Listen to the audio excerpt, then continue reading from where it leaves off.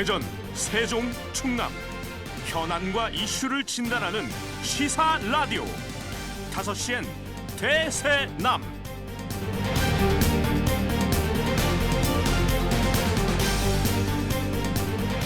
안녕하십니까, 김현선입니다. 추석 연휴 잘 보내고 계십니까?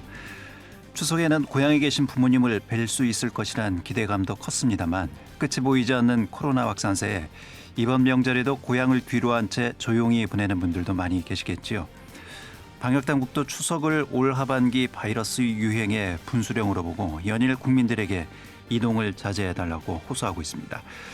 예전 같으면 우리나라에서 명절 귀향과 귀성은 민심의 흐름을 가늠하는 소중한 기회로 여겨졌지요. 대선이나 총선과 같은 전국적 선거를 앞두고는 특히 그랬던 것 같습니다. 그런데 지금은 굳이 코로나 사태가 아니라 해도 옛날식 이 밥상머리 여론을 더 이상 기대하긴 힘든 시대가 됐습니다. 내년에는 1995년 지방자치제가 도입된 이후 20년 만에 대통령 선거와 지방선거가 같은 해에 치러지는 의미 있는 해이자 유권자의 권리 행사가 무엇보다 중요한 해가 될 전망이죠. 선거는 민주주의의 꽃이고 국민이 주권을 행사할 수 있는 가장 기본적인 권리입니다.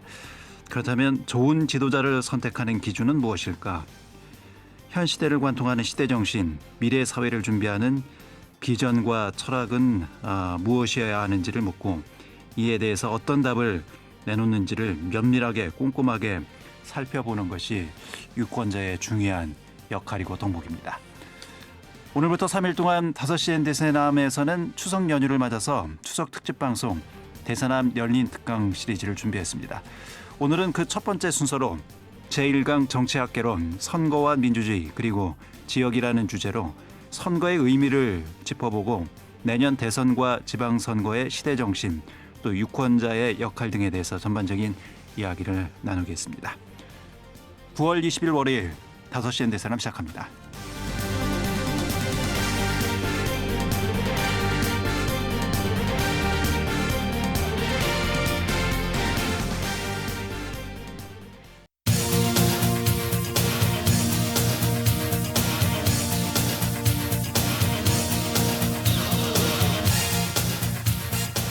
네, 5시엔 대세남은 추석 연휴를 맞아서 대세남 열린 특강 시리즈를 준비했습니다. 오늘부터 3일 동안 정치, 건축, 예술을 주제로 전문가와 함께 대담을 나누는 시간을 준비를 했는데요.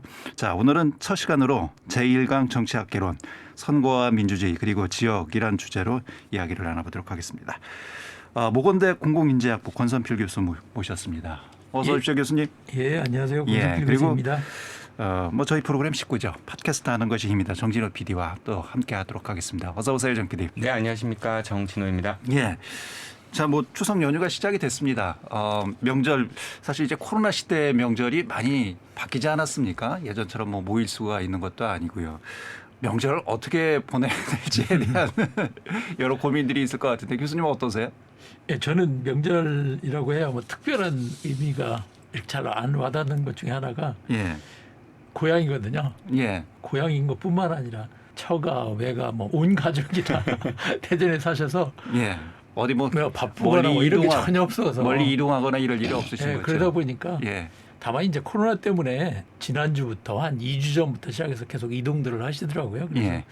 이것도 달라진 게 아닌가 그런 생각이 듭니다. 미리 선교 갈 분들은 미리 갔다 오고. 예, 오히려 추석날 당일은 가족끼리 보내는 게 좀 분위기가 아닌가 싶기도 합니다. 예, 정진호 PD는 어떻습니까? 저도 교수님하고 비슷한데요. 일단은 음식 준비하는 거 말고는 이동을 크게 안 하기 때문에 그리고 또 명절 때도 이렇게 많이 모이지 않아서 이번에도 조용하게 음식 준비하면서 맛있는 음식 먹고. 저희 셋 다 비슷한 것 같습니다. 예, 명절에 특히 이 밥상머리 여론이라고 하지 않습니까? 예, 명절에 모여서 여러 가지 이제 주제로 가족들끼리 얘기를 하는데 물론 코로나 시대에 그런 게 조금 어려워지긴 했습니다만 명절에 얘기 나누는 것 중에 가장 많은 주제 중에 하나가 또 정치 얘기잖아요. 사실 이제 요즘은 정치 얘기하면 가족끼리도 워낙 성향이 달라서 자칫 이제 정치 얘기하다가 가족 간에 갈등이 생기는 경우도 있습니다만 명절과 정치, 여론 이런 관계로 봤을 때는 어떠세요?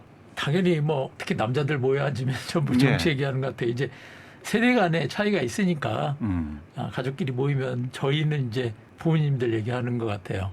예, 집안 어르신들 다들 연로하셔가지고 그렇게 하는 것 같고요. 당연히 이제 자녀 얘기. 예. 근데 이건 이제 되게 민감한 것 같아요. 예, 자녀 얘기도 조심하셔야 됩니다. 공부 잘하냐 또 뭐 이런 얘기 나왔다가 월급은 얼마니? 썰렁해질 수가 있죠. 예.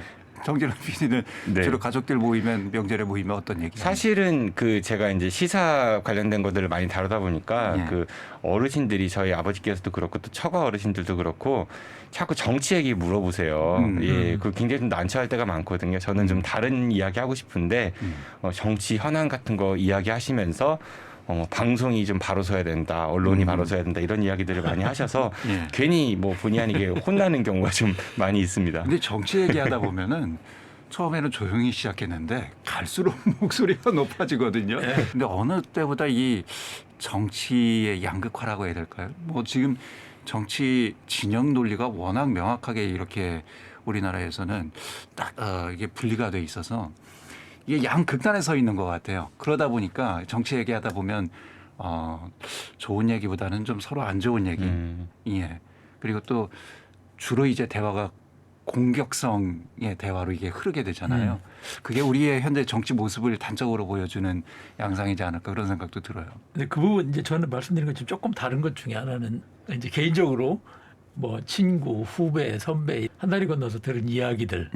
그래서 좀 괜찮은 정보도 많이 듣기는 하는 것 같아요. 물론 이제 저도 언론에 자주 노출이 되니까 저한테도 물어보지만 반대로 그 현장에서 우리 어떻게 이 정치인들을 접촉하고 있나, 특히 우리 지역 정치인들이 어떻게 일반 주민들한테 보여지고 있나 이런 얘기는 좀 들어볼 만하더라고요.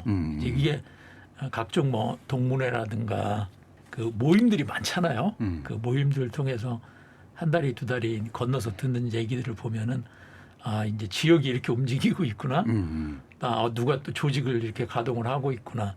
그런 얘기를 듣는데 이 부분은 거의 개인적인 얘기가 되더라고요. 그게 이제 사실 좀 아쉬운 면이기도 한 것 같습니다. 그 후보나 이 개인들에 대해서 잘 모르면 정책이나 지금 큰 이슈를 갖고 얘기하는데 이제 그 사람 개인에 대해서 아는 얘기를 시작해 보면 이게 좀 다르더라고요. 인물 평가로 간다는 거죠. 인물 평가뿐만 아니라 이제 다 나오죠. 그동안에 뭐 했다.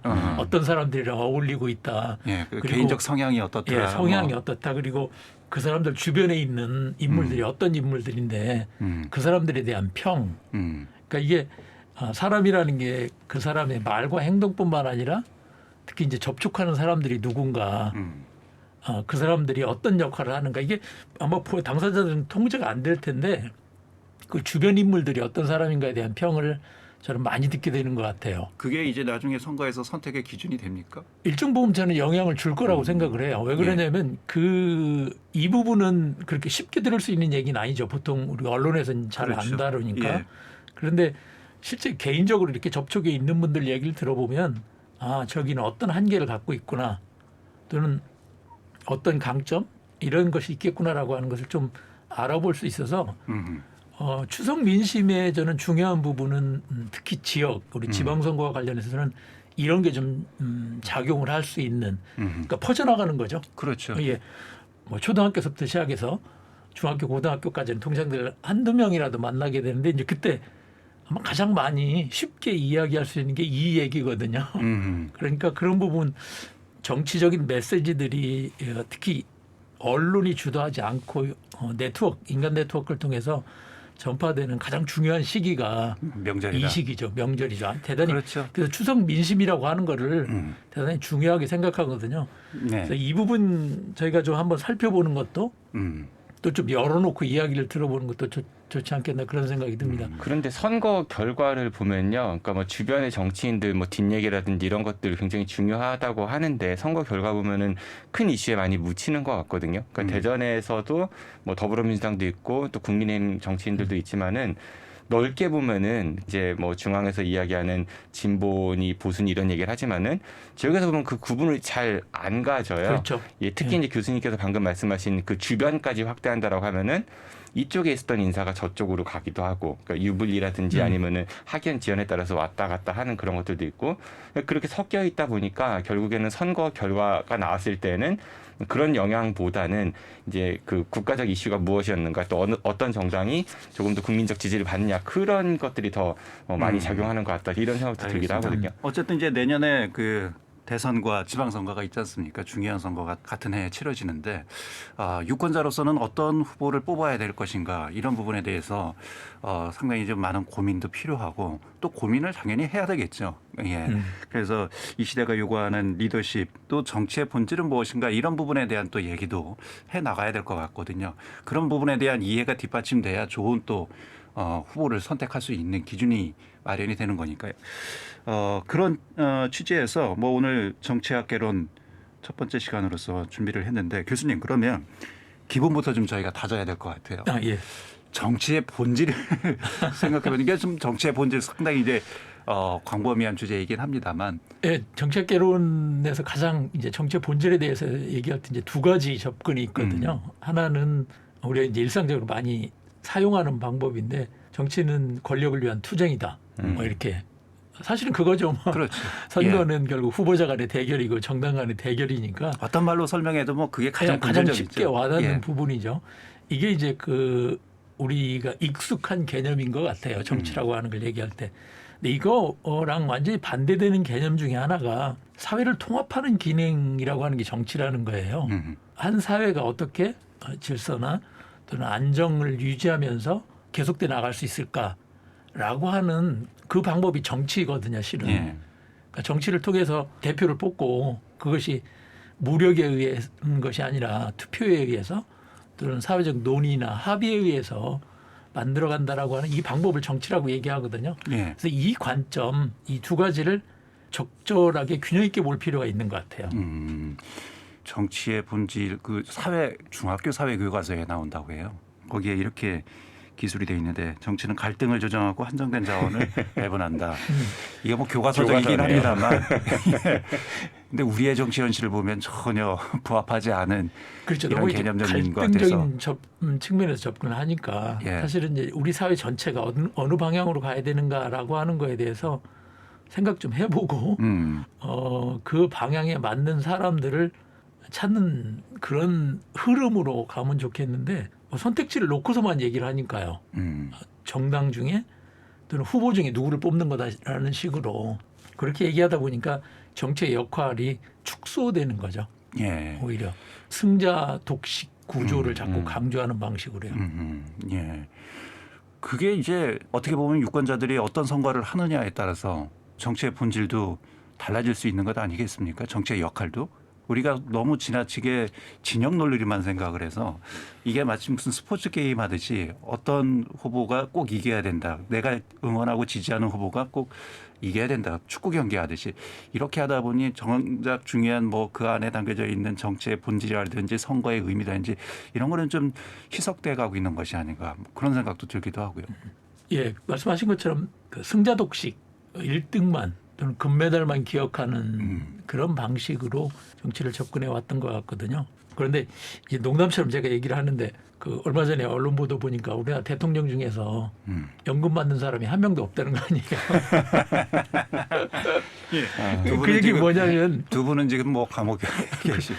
이게 이미 연금 받는 거 끝난 거거든요. 실형을 예. 받았기 때문에. 예. 그러니까 뭐 돌아가시고 뭐 어떻게 해서 유일하게 이제 문재인 대통령이 정상적으로 퇴임을 하면 예. 연금을 받는 첫 대통령이 될 거란 이 얘기가 있을 정도니까 예. 이 승자 독식의 정치 얘기하는 것 자체가 사실은 현실적으로 별 의미가 없다. 그걸 이미 아주 보여주는 재미난 얘기인 것 같거든요. 그러니까 예. 정치를 이렇게 볼 게 아니고 우리가 이제 시대적인 정신 또는 시대적인 문제가 뭔지 예. 가정에서도 명절 때 얘기할 것 중에 하나가 그런 얘기를 좀 해보면 어떨까 싶어요. 우리 사회 가장 큰 문제가 뭐냐, 해결돼야 될. 그러면 시급하고 중요한 문제가 뭐냐, 이런 거요. 내년에 이제 중요한 두 개의 선거가 있지 않습니까? 내년에 선거를 관통하는 시대 정신은 그럼 과연 무엇일까? 이 부분에 대한 또 궁금증도 있을 수 있을 것 같거든요. 예. 뭐 제 개인적인 생각으로는 그 대선은요. 우리가 이제 지난 정부 때 그 여러 가지 이제 국정농단 비롯해서 안 좋은 것들이 많아서 이제 국민들이 촛불을 들었고 그래서 정권이 교체가 된 거잖아요. 근데 그 촛불 정신이 지금 현재 문재인 정부에 구현이 되고 있느냐를 봤을 때는 아직 미완의 것들이 상당히 많은 것 같아요. 구호에 그쳤고 그 현실은 그걸 뒷받침하지 못하고 있고 그래서 그런 그 촛불 정신이 조금 더 그 담길 수 있는 이제 그런 것들이 시대 정신 중에 돼야 되지 않을까 싶은 생각이 들거든요. 여기서 좀 주의할 거는 촛불 정신이라는 게 뭐 예를 들어서 더불어민주당만의 정신은 아닐 거예요. 근데 그거를 이제 현실 정치에서 등치시키다 보니까 이제 사람들이 이제 오해를 하는 거죠. 이 촛불 정신이 마치 민주당을 지지하는 거다.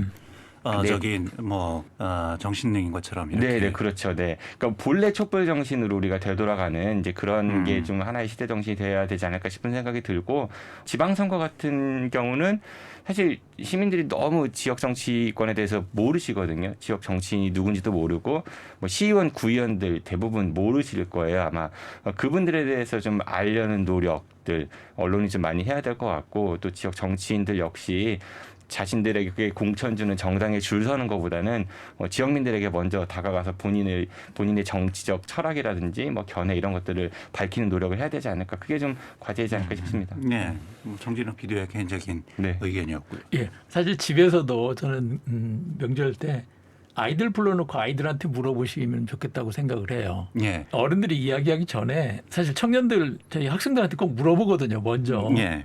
근데 거기에 방향성에 대해서는 확실하게 있더라고요. 알고 있는 것 같아요. 그러니까 지금 20, 30대가 외치고 있는 공정 문제가 예. 특정한 정책의 문제가 아니고 운영 시스템의 문제라고 생각을 하거든요. 그 촛불이라고 하는 게 우리 정부 운영 자체가 불투명하고 공정하지 않았던 거에 문제를 삼았던 거잖아요. 핵심적인 게 도대체 대통령이 어떤 식으로 의사결정을 했는지 그리고 그 안에서 누구의 이익이 반영됐는지라고 하는 거에 대해서 국민이 분노했던 거거든요. 공적 권력을 사적으로 악용했다는 그렇죠, 거죠. 그렇죠. 그 사적이라고 하는 게 누군지도 몰랐으니까요. 그렇죠. 그런데 지금 계속 드러나는 게 뭐냐면 민주당한테 다 몰아줬는데 민주당도 못 하고 있어요 지금. 이 부분을 해결을 못했잖아요. 180석까지 만들어졌는데 이 여기에 대한 국민적인 분노나 일종의 허탈감 같은 게 저는 분명히 있다고 봐요. 정권 교체에 대한 요구가 이렇게 높다라고 하는 거는 사실 정권을 다 교체를 했거든요. 대통령도 바꾸고 의회도 국회도 바꾸고 지방 권력도 다 바꿔봤는데도 여전히 달라진 게 없다. 불만스러운 거죠. 그러니까 이건 특정 정당 얘기가 아니라고 생각해요. 저는. 그래서 이 부분이 민주당에서 진행되고 있는 경선이나 또는 야권의 후보들 얘기하는 것도 잘 들어보면은 저는 시대 정신이 뭐냐면 그동안 이 정부를 운영해오는 시스템 이 자체에 대해서 분노를 하는 쪽하고 그냥 실망하는 쪽 또 조금 허탈해하는 쪽 이렇게 나누는 것이 오히려 시대 정신을 적절히 반영하는 거라는 생각이 들 정도예요. 특정한 정책 문제가 아니고 정치권 전반에 대해서 그런 게 있는 것 같거든요. 그러니까 대통령 바꾸고 국회도 바꾸고 지방 권력도 바꾸고 이걸 다 바꿔봤는데도 불구하고 여전히 뭔가 부족해. 근데 이걸 더 세게 바꿔야 된다는 쪽이 있는가 하면은 뭔가 확 바꿔야 되겠다는 쪽이 있는가 하면은 그래도 그동안 했던 걸 조금 더 천천히 안정적으로 바꾸는 게 좋겠다. 이렇게 생각하는 쪽이 있는가 하면은 정치 세력만 정당만 바꿔도 괜찮을 것 같아. 아니면 집권 세력만 바꿔도 괜찮을 것 같아. 이런 관점에서 보면은 저는 양당에서 지금 일어나고 있는 대선 후보 경선에 대한 것도 좀 보이는 그림이 생길 거라고 생각합니다. 이게 이제 그 사람을 보는 관점을 어떻게 갖느냐라고 하는 걸 보면 그 안에 있는 개인의 문제가 아니라 이 전체 변화에 대해서 어떻게 보고 있는가라는 관점을 보면 거기다 이제 한 가지 더 보태면은 그 가능성이 얼마나 있을까 그 사람이 되면 이런 관점에서 보면은 그림이 어느 정도 나온다고 봅니다. 변화의 크기 그리고 그 사람이 그걸 이룰 수 있는 가능성 이 두 가지를 X축, Y축으로 해서 후보를 딱 위치를 시켜보면 우리 국민들이 대선 후보에 대해서는 항상 급진적인 변화를 원했던 것 같거든요. 선거라는 게 그런 변화에 대한 열망이 원래 기본적으로 담겨 있는 거 아니겠습니까? 특히 우리나라 사람들이 이게 강한 것 같아요. 그러니까 어설프게 이거 변화를 끌어내는 경우에는 국민들이 내치는 것 같아요. 그래서 이게 정당이 아니라 세력, 변화를 얼마큼 만들어내려고 하는 의지나 이게 우리가 워낙 빠른 속도로 변화했기 때문에 우리 사회가 그런 관성이 남아있어서 그런 것 같기도 하지만 야권도 마찬가지로 보여지거든요. 어설프게 변화를 얘기하는 게 아니라 그렇죠. 국민들한테 세게 얘기하는 사람들이 예. 지지도가 높이 나오는 게 아닌가. 이 개인을 보지 말고 그냥 그 두 가지 관점. 우리 예. 사회의 변화 속도라는 측면에서 변화의 속도가 지금보다 좀 빠르게 힘있게 진행돼야 된다라고 얘기를 하고, 두 번째는 그 사람이 그걸 얼만큼 실현할 가능성이 있다고 예. 생각하는 이 두 가지에서 높은 점수를 받으면 둘 다 후보가 되는 거라는 생각이 들어요. 이게 이제 말씀을 들어보니까 이제 대선 결과도 그렇게 나오지 않을까. 다음 대선 지방선거를 관통하는 시대 정신은 변화다. 그 변화의 방향성이 뭐 어떤 정당이 추구하는 가치 이념 뭐 그럴 수도 있습니다만 서로 그거보다 다를 수 먼저. 있습니다만 예. 많은 사람들이 원하고 요구하는 것은 역시 변화다. 현재하고 좀 다른 무엇. 예. 저는 그 생각이 들었습니다. 특히 이제 그런 측면에서 보면은 지역의 경우는 너무 아쉽죠. 특히 이제 지방의 경우에는, 지역의 경우에는 지역이 주도적으로 변화를 시킬 수 있다라고 하는 걸 보여주는 이 변화에 대한 건 별로 없이 사실 어떤 공약을 하든 어떤 정책을 하든 간에 체감되지 않는 것들이 너무 많은 거예요. 그러다 보니까 오히려 우리 유권자 시민들이 투표율 자체가 낮잖아요. 관심들이 지방 정치에 대해서는 좀 사실 가장 낮은 낮죠. 것이 현실이죠. 그 제일 높은 게 대통령이고 두 번째가 국회의원이고 그 다음에 지방 그렇죠. 선거가 되거든요. 그만큼 지역에 대한 기대가 나타나는 거거든요. 이거는 지역의 후보들이 전적으로 사실은 그걸 못 끌어내고 있다고 얘기할 수도 있을 것 같아요. 왜 대통령 선거에는 70%대를 나오는데 왜 지방선거에는 50%대밖에 안 나오나? 그 부분은 여러 가지로 해석할 수 있을 것 같아요. 지방에서 이제 정치하시는 분들은 지방에 권한이 없지 않느냐, 뭐 예산도 없고. 오히려 반대로 그걸 얘기해야죠. 그러니까 지방에서 오히려 주도적으로 뭔가 할 수 있다라고 하는 걸 보여주는 사람이 후보가 돼야 된다라는 거예요. 쉽게 얘기하면 뺏어올 수 있어야 된다라는 거죠. 가서 그 역할을 할 수 있는 사람을 원하는 거고, 그걸 보여줄 수 있어야지. 지방 정부에서 시장이든 도지사든 구청장이든 간에 이 현재 주어진 상황에서 최선의 결과를 내겠다라고 하는 걸 얘기를 해야 되고, 그걸 실제 보여줄 수 있으면 당과 관계 없다고 생각해요. 저는 이 부분도. 지역민들이 이제 그 체감을 못하는 것 같아요. 왜냐하면 그 지방선거 때 공약하는 거 보잖아요. 구의원들 공약이나 시의원들 공약이나 시장 구청장 공약이나 국회의원 공약이나 차이점을 못 느끼겠어요. 자기들이 다 이거 했대요. 그리고 이거 하겠대요. 그래놓고 권한이 없고 예산이 없어서 일을 못한다라는 핑계는 굉장히 좀 이율배반적인 거잖아요. 그러다 보니까 지역민들이 지역 정치권에 대한 실망이 더 크지 않을까, 뭐 그런 생각이 좀 들기도 합니다. 지역민들이 지방 정치에 대해서 실망을 해서 관심이 없는 건지, 아니면 그냥 기본적으로 지방 정치에 대해서는 별 관심을 안 갖고 있는 건지, 그 부분도 좀 그 봐야 기업에서는 하지 않을까요? 기업에서는 90년대 이후에 이런 표현이 있어요. 1등이 되기보다는 새로운 거가 더 가치가 있다라는 얘기를 하거든요. 그 얘기는 뭐냐면, 특히 지방선거, 내년도 지방선거에서 새로운 걸 내놓는 사람이 필요하다고 생각을 해요. 그러니까 실패해도 괜찮으니까, 이게 이제 우리나라 사람들이 갖고 있는, 우리 국민들, 유권자들이 갖고 있는 정서 중에 하나가 그런 것 같아요. 이게 우리 한국의 정서인지도 모르겠어요. 말씀드렸던 이제 대통령 후보들도 마찬가지거든요. 합리적인 걸 원하지 않아요. 사실 정치인한테는. 행정은 합리적이어야 되지만 정치는 정서적인 거거든요. 감정적인 거고. 그걸 풀어주려면 지금 말씀하신 뭐 제도가 이러니까 이런 얘기하는 거는 그걸로 누구도 하지, 그 얘기는. 정치인은 내가 목숨 걸고 이걸 이루겠습니다, 이렇게 얘기해야지. 결기, 의지 뭐 이런 걸 보여줘야 결기. 된다. 일부 단체장 중에는 실제 싸워가면서 그런 걸 하잖아요. 중앙정부랑 싸우고 뭔가 원하는 걸 이렇게 보여주는 사람이 실제 그게 정치인이죠. 그게 이제 대중이 요구하는 리더십이다. 저는 뭐 이상적이다라고 생각지는 않아요. 그런데 우리 국민들의 유권자 일반적인 정서는 그걸 원하는 것 같아요. 적어도 선출직이면 없는 걸 만들어낼 수 있어야 된다, 하면 된다라고 하는 걸 보여줘요. 이게 이제 지금 현재 세대, 특히 뭐 40대, 50대부터 우리 어릴 때부터 교육받은 게 그거잖아요. 그러니까 거기에 익숙한 후보를 원하는 것 같습니다. 그러다 보니까 강력한 리더십을 가진. 쉽게 얘기하면 그 강력한 리더십이란 말이 권위가 아니고 이제는 그렇죠. 문제 해결이죠. 공감해주고 같이 분노해줄 필요도 있는 것 같고, 이 부분이 충청 지역의 단체장들에게 가장 취약한 면이라고 생각을 해요. 관료예요, 그냥. 관료 정도 생각을 가지고 하고 있는데, 중앙 정치와 지방 정치의 단적으로 차이 나는 부분, 뭐 그런 현상이지 않을까. 예, 특히 우리 지역의 경우가 이제 이게 취약한 것 같다는 생각이 들어요. 아, 우리 지역의 문제다. 예, 특히 우리 충청권의 경우에는 정당 기반도 사실 취약하고요. 안정적인 특정 정당이 이렇게 안정적인 상황으로 계속 지속되어 온 것이 아니고 세력 중심이거든요. 뭐 우리는 특히 중도 정당까지 있어가지고 왔다 갔다 하면서도 뭐 그렇게도 당선되고 실제 이제 집권을 한 경우도 있는데 문제는 뭐냐면 무엇을 이뤘냐라고 하는 측면을 보면 그동안에 계속 단체장이 바뀌면서 지역사회를 얼마큼 바꿔놨냐라고 하는 측면에서 보면 그런 것이 보편적인 인식이 된 거죠. 중앙정부에서 뭐 지원해주면 안 돼. 그래서 매일 중앙정부 사업 따오려고만 해요. 근데 그 사업도 다른 데랑 비교해 보면은 창피해요. 맞아요. 따왔다고 해봐야 다른 데 이미 다 한 거 갖고 오거든요. 그 이상 뭐 어떤 다른 것들을 좀 보여줄 수 있어야 되는데 선도적인 이런 것들도 잘 안 보이는 것 같고. 그렇죠. 근데 더 문제는 그 지역 정치인들이 우리 지역 정치인들이 자신들이 그렇다라는 그 현실에 대한 자각이 없는 것 같아요. 아, 더 심각한 문제죠. 예. 자기들은 열심히 하고 있다. 뭐 얼마나 열심히 하는지 아냐, 뭐 이런 이야기들 많았죠.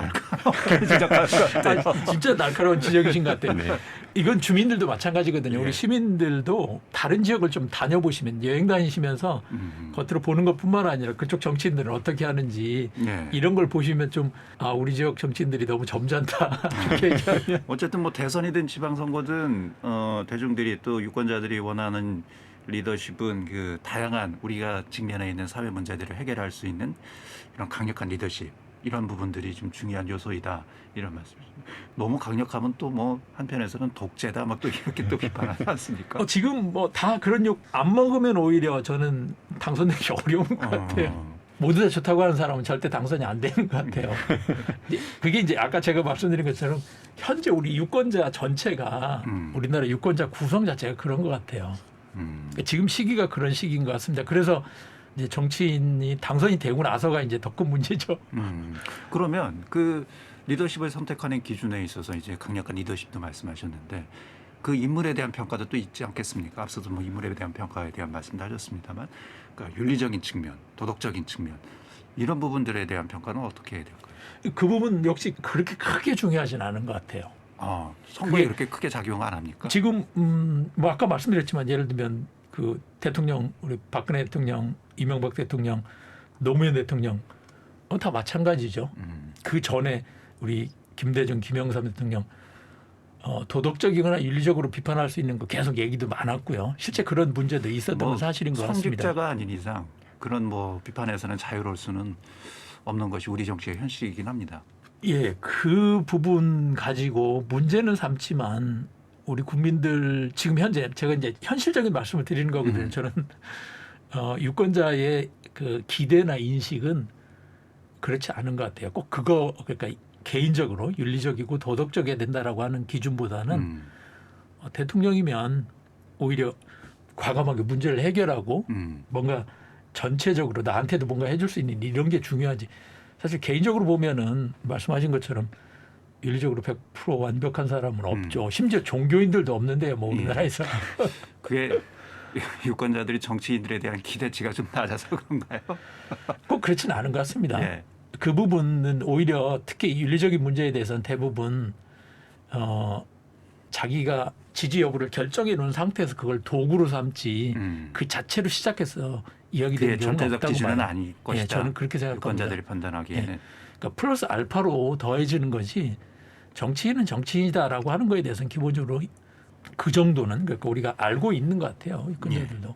그 본인 문제뿐만 아니라 가족 문제도 막 불거져 나오잖아요. 이런 부분들도 그럼 크게 결국에는 이제 선거에서는 큰 그 선거의 결과를 바꿀 수 있는 그런 요소는 아니다. 영향을 전혀 뭐 미치지 않는다고 얘기할 수는 없겠지만은 순서대로 보면은 저는 리더십 스타일에 대한 거, 그 다음에 이 사람이 얼만큼 그거를 실현 가능성이 있는가라고 하는 부분은 아까 말씀드린 것처럼 그 사람 주변 사람들이 어떤가라는 걸 보고 판단을 하는 것 같고요. 정당 포함해서.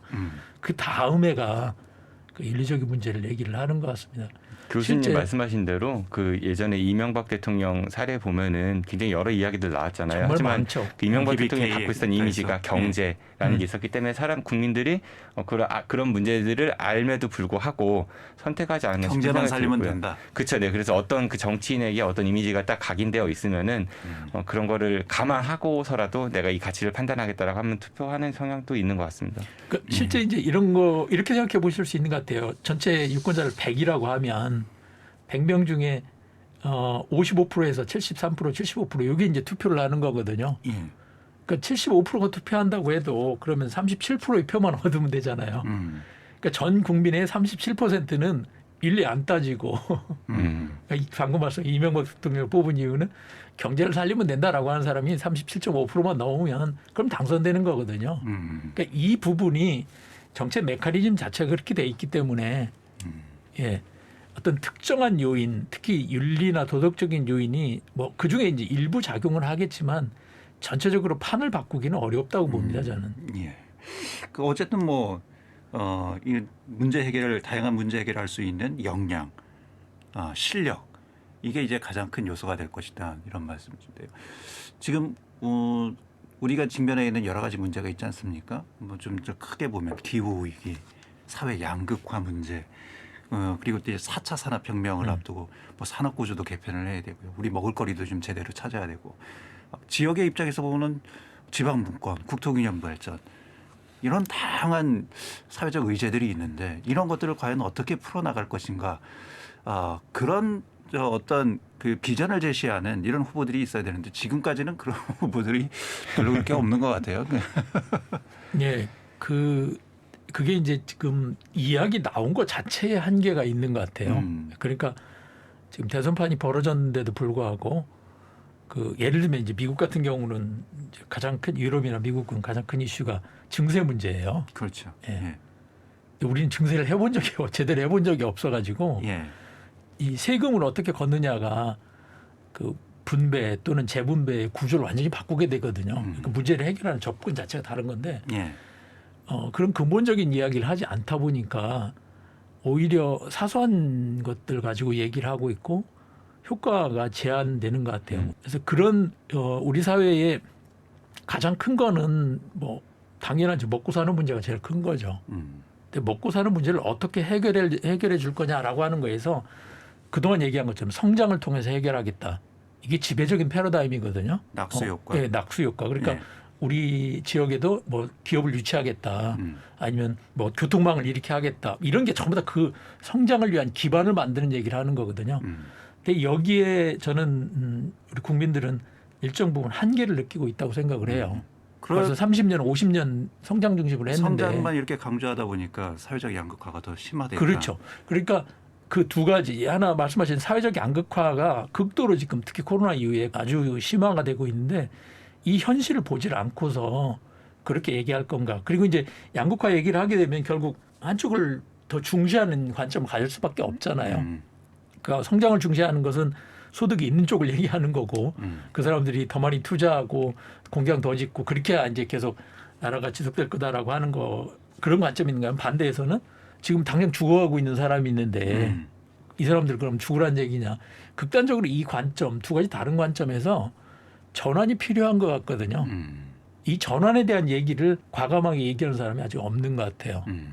이 두렵다고 생각하는 것 같기도 하고요. 기존 정당들이. 증세 얘기 꺼내면 표 떨어질까 봐. 특히 정치인들 자체가 중산층 이상인 경우도 많고 특히 예. 국회의원은 뭐 대부분 다 그렇잖아요. 그러니까 이제 서양의 경우에 선진국들의 경우에는 노동당이 강력한 힘을 갖고 있는 이유는 다수 노동자들을 대변해 왔기 때문에 그런데 우리는 그렇죠. 노동당이 없잖아요. 예. 이게 이제 남북 대치 관계 때문에 그렇기도 한데 그렇다면 어쨌든 이 중산층 이하를 대변할 수 있는 이념적으로나 정치적으로 대변할 수 있는 그런 공약이나 그런 접근이 필요한 시기라고 생각해요. 제도적으로. 그러니까 이 부분을 어떻게 풀어나가느냐라고 하는 게 지금 시대적인 과제인 것 같아요. 지역도 마찬가지고요. 뭐 우리 대전 양극화에서는 진보뿐만 아니라 보수 측에서도 강조하고 있고 또 중요한 사회 문제를 인식을 하고 있긴 그렇죠. 합니다. 예를 들면 김종인 전 비대위원장 같은 경우도 기본소득에 지지를 했거든요. 예. 그러니까 보수 쪽에서도 이건 얘기가 나오는 거예요. 예를 들면 기본소득을 얘기한다면 그 국민의힘 쪽에도 여러 명이 기본소득 그런 방식 접근에 대한 동의를 했거든요. 그러니까 새로운 방식으로 지금 시대 문제를 풀 수 있는 그런 틀 그런 제안들이 논의가 돼야 되는데 지금 그런 얘기는 하나도 안 나오는 것 같은데요. 제 생각에는 본선 지나가면 분명히 나올 거라고 봅니다. 지금은 이 얘기를 할 수 있는 상황이 아니에요. 당내에서 서로 몰릴 가능성이 있으니까 그렇죠. 큰 얘기를 안 하는데 예.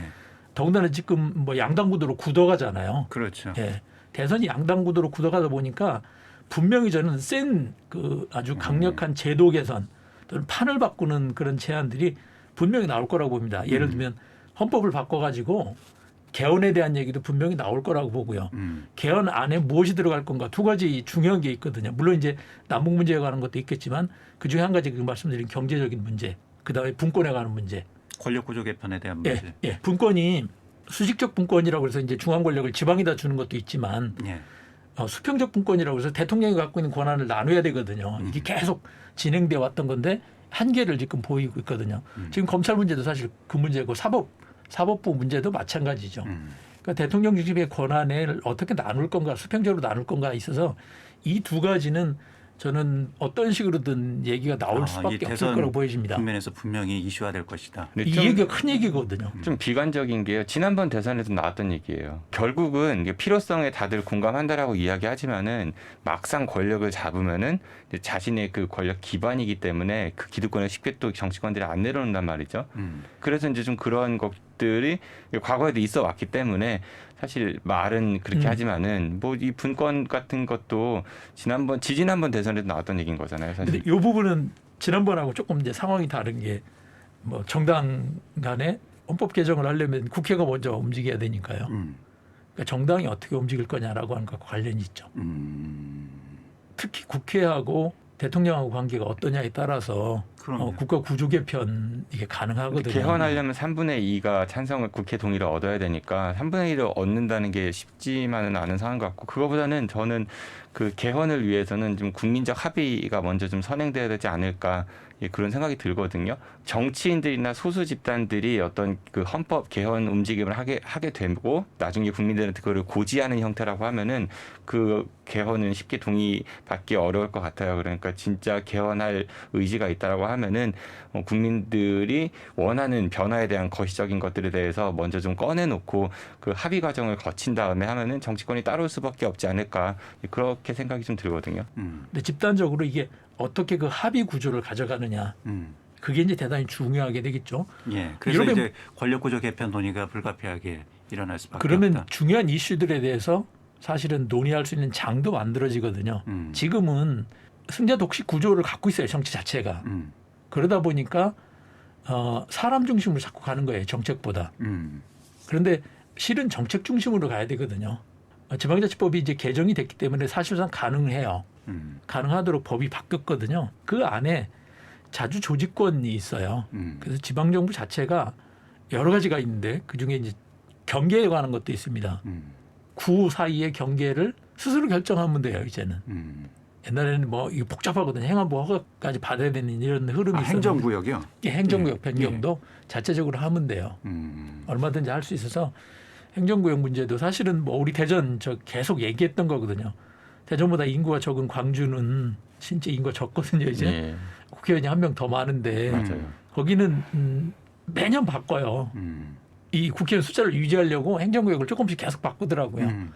리만들링 하면서 우리는 지금 동구나 대덕구처럼 인구가 정말 너무 힘든 지역이 있는가 하면 물론 서구도 지금 인구가 가장 많이 줄긴 하지만 대전도 이제 구를 6개 정도로 만들 수도 있고 경계만 조금씩 조절해서 좀 균형을 잡을 필요가 있는데 대전 지역 정치인들 중에 아무도 이거에 관심이 없는 거예요.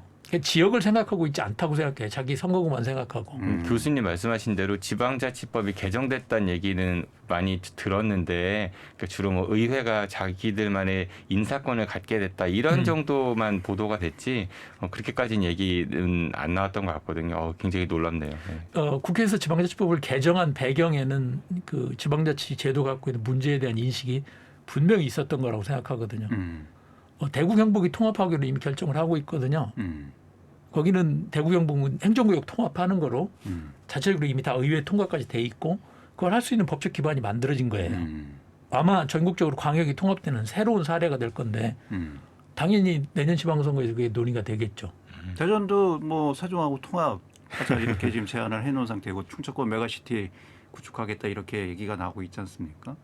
예, 말은 나왔는데 준비가 얼마큼 돼 있는지.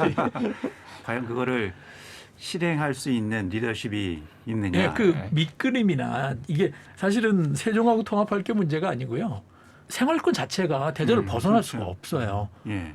그럼 그런 문제를 해결하는 게 오히려 더 가깝고 쉬운 문제인데 그쪽 주민들 다 원하고 있고요. 특히 옥천 같은 경우는 대전을 거치지 않고서는 도청을 갈 수도 없어요. 옥천 분들한테 들은 얘기인데 가장 좀 뭐랄까 불편하신 것 중에 하나가 옥천에서는 대전 KBS 방송을 들을 수가 없다, 볼 수가 없고, 네. 충북이기 때문에. 이거 아무도 관심이 없는 거예요, 사실. 예. 그런 이게 주민들의 관점에서 보면은 옥천 분들, 금산 분들 대전을 벗어나질 못하잖아요, 생활권이. 예. 근데 행정구역이 다른 광역이랑 그렇게 돼 있으니까 얼마나 불편하겠어요. 어쨌든 이제 내년 지방선거에서는 이런 결정을 하고 또 이런 결정에 따라서 실행할 수 있는 역량과 능력을 갖춘 사람이 자치단체장이 돼야 된다. 그런 리더십이 필요하다. 예, 저는 그런 기대가 우리 지역이 계속 있었기 때문에 시장이나 구청장에 대해서 그렇게 우리 유권자, 지역 유권자들이 만족스럽게 느끼지 않았던 이유가 본질적인 해결에 대한 고민이 별로 없었던 것 때문인 것 같아요. 그냥 기존에 있는 거 그냥 운영하는 정도만 했지. 시민들이 체감할 수 있는 변화. 예, 근본적인 어떤 변화에 대한 고민 자체를 안 한 것 같아요. 그러니까 말씀드린 공무원을 뽑은 것처럼 그렇게 생각을 하게 된 것 같아요. 자치단체장은 이 정치인과 행정과 이중적 지위가 있다고 하잖아요. 그렇죠. 예. 근데 행정 쪽에 너무 지나치게 무게가 쏠려 있다 보니까. 그런데 행정 쪽에 쏠려 있긴 한데 그나마 이제 최고 관리자인데 최고 관리자 역할을 못 하고 뭐 그 중간 좀 국장 중에 하나인 것처럼 하는 뭐 이 대선 그리고 지방선거에 대한 얘기까지는 나눴고요. 또 이 얘기 꼭 한번 해야 될 것 같아요. 이 뭐 대선과 관련된 얘기인데 뭐 또 충청 대망론 이런 얘기 나오잖아요. 그러니까 어떤 후보를 선택하느냐의 기준에 있어서 지역 출신의 후보를 선택하자 이런 움직임들 이런 게 이제 하나의 어떻게 이제 부정적인 시각으로 보면 지역주의의 시각으로 볼 수도 있는 부분이고 하나는 뭐 지역민들의 열망 이런 걸 반영할 수 있는 후보가 있어야 되는 것이 아니냐 이렇게 보는 시각도 있는 것 같고요. 그 사실 우리 그런 거 있잖아요. 이곳은 안전한 곳입니다라고 강조할수록 그 오히려 더 위험한 곳이다 이런 것처럼 충청 대망론 이야기가 나오는 게 그만큼 충청의 어떤 그런 정치적인 그런 지위라든지 힘이 좀 약한 거에 대한 반증 아닌가 일단 그런 좀 자주 섞이는 생각이 들기도 하고요. 그러니까 그렇기 때문에 이제 충청 민심을 어떻게든 좀 이렇게 가져와 보려고 그 동원되는 수사가 아닌가. 사실 충청대망론이라는 이야기를 정치권에서 꺼낼 때 이 충청민들이 분노해야 된다 저는 그렇게 생각이 들거든요. 오죽 무시했으면은 그런 이야기를 할까. 충청 지역은 출신만 돼도 아니면 뭐 관련된 연고만 있어도 된다라는 식의 그런 사고에서 기반된 거기 때문에 저는 개인적으로 상당히 좀 싫어합니다. 이 말에 대해서. 사실 그 지역 정서는 그 인적 네트워크를 중심으로 움직이는 거거든요. 지역이 나름대로 자기가 네트워크를 갖고 있다고 생각하는 사람들이 거꾸로 그걸 이용해서 자기의 영향력을 확대하는 방식으로. 그러니까 충청 대망론을 얘기하는 사람들은 타 지역 사람들이 얘기하지 않아요. 지역 출신들이 얘기하는 거죠. 지역 출신 중에서도 자기가 네트워크가 있다고 생각하는 사람, 조직이 그러니까 있다고 결국은 생각하는 이제 이게 사람들. 충청 대망론이 지역민들의 민심이 아니라 정치인들의 정치공학적인 선거 전략 차원에서 이렇게 지금 내세우는 구호이다. 그래서 더 이상 이 얘기는 사실 하지 말아야 된다고 저도 생각해요. 이건 충청민에 대한 일반 유권자에 대한 모독이라고 생각하거든요. 근데 그럼에도 불구하고 뭐 각 후보들은 어디 가면 뭐 어디에 사위다, 어디에 아들이다, 뭐 우리 아이가 이 고장에서 태어났다, 뭐 등등 그 지역에 대한 연구를 그렇게 강조하지 않습니까? 뭐 나이 드신 분들이야 이제 연세가 있으신 분들은 조금 더 이제 그게 어떤 영향을 주겠지만은 다수의 유권자들한테는 더 이상 영향이 없는 것 같습니다. 오히려 유효하지 않다. 예, 지금은 개인 문제 중심으로 판단을 하는 것 같아요. 그러니까 얼마나 나한테 이익이 올 건가, 구체적으로 어떤 혜택이 올 건가, 그 관점에서 유권자들이 판단을 하는 것 같거든요. 저 사람 당선되면 당장 나한테 이게 달라질 수 있어라고 하는 걸 그냥 즉시 느낄 수 있게 해주는 거잖아요. 근데 그게 이제 반대해서 아무리 논리를 한다 하더라도 지금 그 정부가 재난지원금을 주는 과정에 확인이 되고 있어요. 저는 그 부분이. 어떻게요? 100% 줘야 된다라는 걸 계속 가고 있잖아요. 예. 근데 관료들이나 일부 정치인들은 자꾸 그 얘기, 소수의 얘기에 염려를 해가지고 뭐 80% 주자, 지금 90% 이렇게 올라가, 88%, 90% 이렇게 올라가고 있잖아요. 이의 신청한 숫자가 뭐 5만 명, 6만 명 이렇게 가고 있다는데 이 불만을 어떻게 막을 거냐라는 거죠. 그러면 다수의 표를 얻으려고 하면 당연히 제일 쉬운 방법이잖아요. 그런 면에서 보면 우리 일부 충청 지자체장 중에서 우리는 100% 주겠다고 도전하는 게 감각이 있구나 그런 생각이 드는 게 이제 그런 거죠. 소수가 욕하지만 다수가 원하는 게 그 정치가 그렇게 돌아가는 거잖아요. 특히 선거에서는 확실한 효과가 있을 것 같다는 느낌이 들긴 해요. 예. 이게 개인적으로 딱 와닿는 거니까. 그러니까 지금 뭐 충청권에 뭐 인프라를 뭘 해주고 뭐 도를 어떻게 하고 아까 메가시티 어떻게 이거는 금방 안 와닿잖아요. 그렇죠. 내 당장 내가 100만 원 줄게, 200만 원 줄게 하는 그게 이제 포퓰리즘이라는 얘기를 하지만 포퓰리즘이란 비난 이 선거 자체가 포퓰리즘이잖아요. 그 원리 자체가. 그렇죠. 예. 예. 다수 투표라는 거고 이 포퓰이라고 하는 말 자체가 민중 시민이란 뜻인데 일반 국민이란 뜻인데 국민의 뜻을 따르는 게 포퓰리즘이라고 생각하면 저는 민주주의가 지금 단계에서는 유권자들이 그 자기가 표를 갖고 있기 때문에 그걸 놓지 않을 거거든요.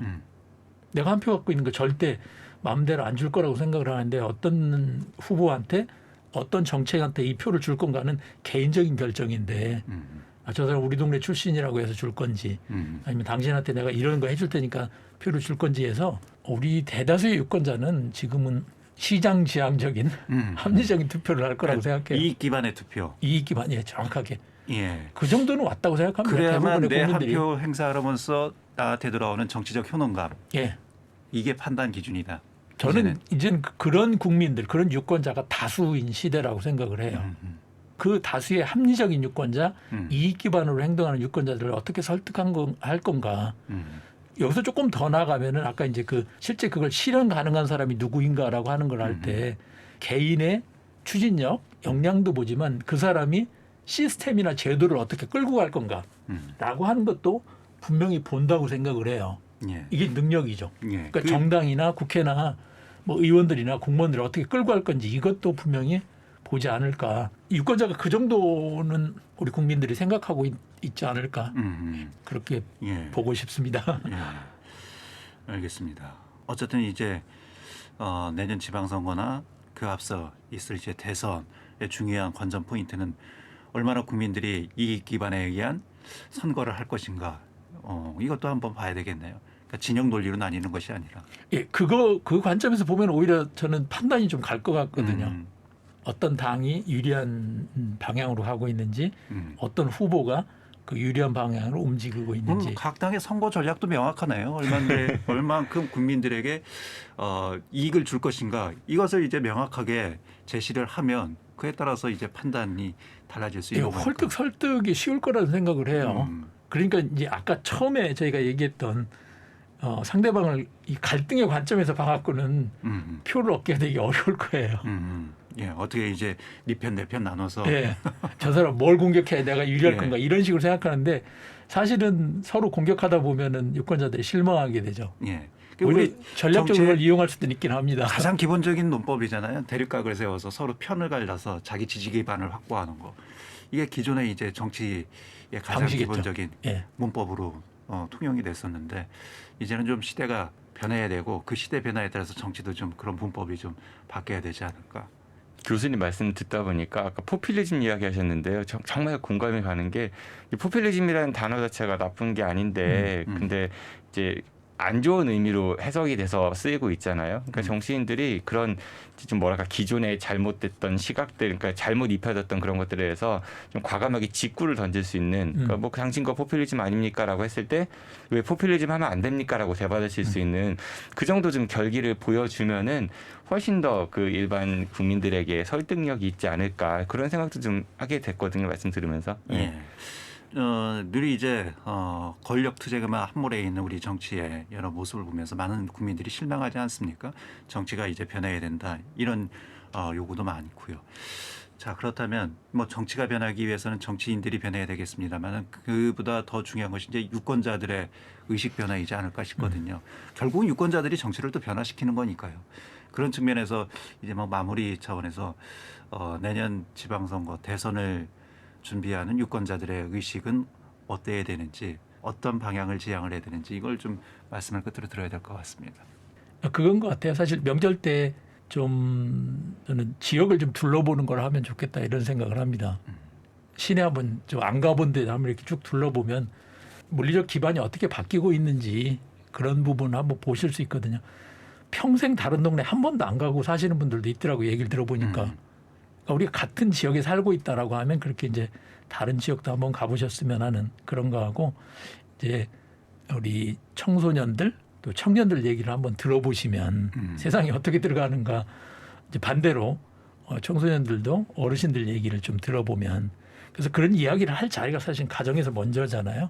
그래서 명절 때 서로 이렇게 좀 대화를 나눠보시면 이 흐름이 어떻게 가야 될지 사람 얘기하지 말고 예. 누구를 지지하냐 뭐 누구 이런 지지하고 얘기하죠. 어느 당 얘기하지 말고 첫 번째는 그래서 이제 지역을 좀 알 필요가 있다고 생각해요. 예. 그 대전에서도 정말 전국 최고의 수준을 자랑하는 공간들도 계속 생기고 있고 근데 반대로 가면은 30년 동안 빈집으로 있는 데도 있거든요. 그걸 볼 때 이제 우리가 얼마큼 격차가 생기고 있다는 걸 아는데 자기 동네만 있으면 그걸 알기 어려운 것 같아요.